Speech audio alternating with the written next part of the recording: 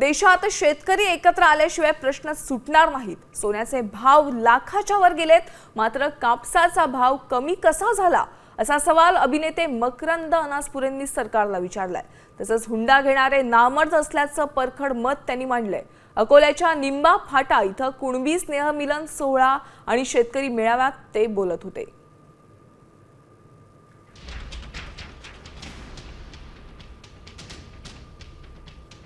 तोपर्यंत या देशात शेतकरी एकत्र येणार नाही तोपर्यंत त्याला न्याय मिळेल असं मला वाटत नाही। सोनं 400 रुपये तोळा होतं, जुन्या माणसांना माहीत आहे तसं। तेव्हा 11.5 ग्राम सोनं यायचं एका तोळ्यामध्ये आणि कपाशीचा भाव 500 रुपये होता क्विंटलला।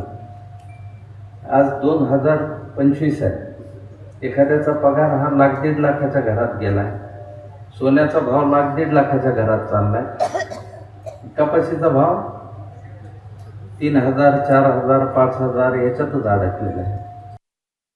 ते हुंडा घेतील ते नामर्द असं माझं वैयक्तिक मत आहे।